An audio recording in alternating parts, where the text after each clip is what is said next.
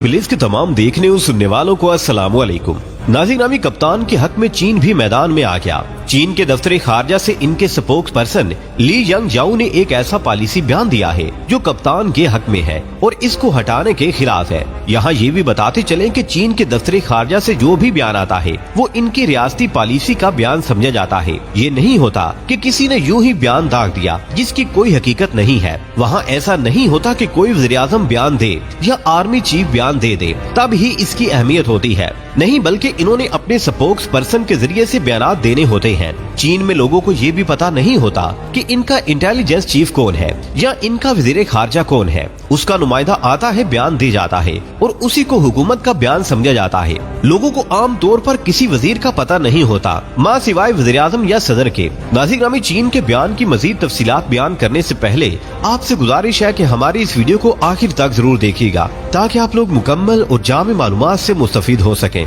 ताहम वीडियो में आगे बढ़ने से कबल हस्बे मामूल चैनल पर नए आने वाले तमाम लोगों से इल्तमास है कि पहले पाक प्लीज को सब्सक्राइब करते हुए साथ बेल आइकॉन को भी दबा लें ताकि हर नई आने वाली वीडियो की नोटिफिकेशन आपको आसानी मौसूल हो सके। तो आइए नाजरीन चलकर आज के मौजू का आगाज करते हैं।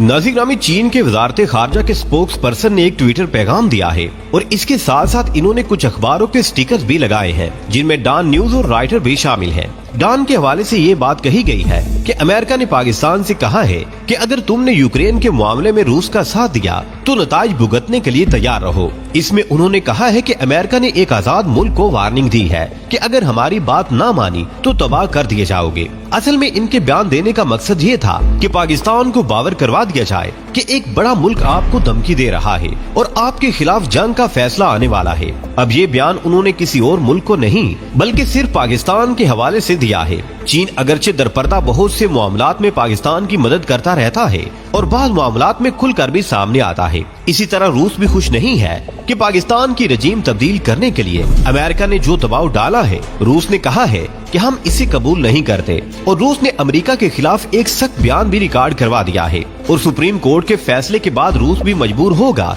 कि पाकिस्तान के साथ किस तरह के ताल्लुकात रखने हैं। नाज़िर नामी कप्तान को हटा दिया गया है और रूस के बाद अब चीन भी मैदान में आ चुका है। चीन ने पाकिस्तान के इदारों को बता दिया है कि हम हर उस मुल्क के साथ खड़े होते हैं जिसको अमेरिका गिराना चाहता है, इसलिए हम पाकिस्तान के साथ भी खड़े हैं और कप्तान से कहा है कि घबराना नहीं है। चीन का ये बयान एक आला सतही बयान है। नाज़िर नामी चीन ने कहा है कि अमेरिका के कहने पर आपने रजीम तब्दील कर ली है तो फिर चीन के साथ आपके ताल्लुकात वो नहीं रहे हैं जो पहले थे। यहाँ ये सवाल पैदा होता है कि जो शख्स अमेरिका को ललकारता है और उसको एब्सोल्युटली नॉट कहता है उसके खिलाफ कोई काम किया जाए तो क्या चीन खुश होगा? चीन तो उस वक्त खुश होगा जब अमेरिका के सामने डट जाने वाला वज़ीर-ए-आज़म हो तो चीन उसके साथ खड़ा होगा। नाज़िर नामी अगरचे चीन ने आला सतह पर राब्ता बेशक नहीं किया लेकिन हुकूमती मौक़िफ़ बहरहाल बता दिया है कि चीन क्या चाहता है। अब अगर अमेरिका के कहने पर पाकिस्तान रूस की मजम्मत करता है तो इसका मतलब है कि आपने चीन की मजम्मत कर दी है।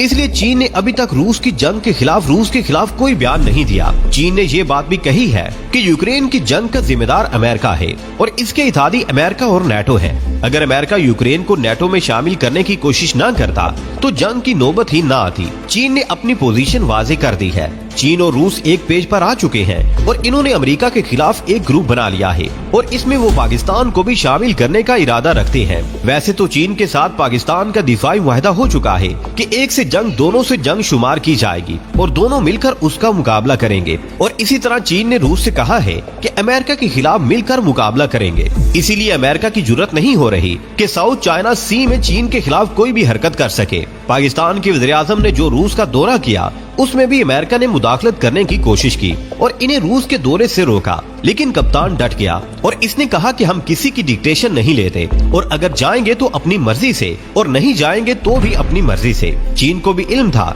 कि पाकिस्तान रूस के दौरे पर जा रहा है और इसने भी इस बात पर खुशी का इजहार किया था जबकि अमेरिका को तकलीफ हो गई थी। नाज़िर नामी जिस तरह के ताल्लुकात पाकिस्तान के चीन के साथ हैं उसी तरह के बल्कि उससे भी बढ़कर रूस के चीन के साथ ताल्लुकात है। अब दोनों ने ये पॉलिसी बनाने की कोशिश शुरू कर दी है कि दोनों मिलकर अमेरिका की डॉलर माफिया की सफों से निकलें और अपनी एक करेंसी बनाएं जो डॉलर को जिच करे। अब रूस ने बर्तानिया से भी कहा है कि हम गैस और तेल अगर आपको देंगे तो रूबेल करेंसी में रकम लेंगे, डॉलर में नहीं लेंगे। इसी वजह से अमेरिका को एक बड़ा झटका लगा है। इसी वजह से अमेरिका जो पाकिस्तान के साथ कर रहा है, इसकी वजह भी यही हो सकती है कि अमेरिका चाहता है कि चीन से दूर हो जाए। लेकिन बाज नाहुनहार किस्म के लोग ये भी कहते हैं कि चीन ईरान के साथ ज्यादा अच्छे ताल्लुकात रखता है, लेकिन पाकिस्तान के साथ इस तरह के नहीं रखता। इनको ये पता नहीं है कि चीन का सी पैक मंसूबा अगर मुकम्मल नहीं होता तो ईरान तक चीन की रसाई नहीं हो सकती।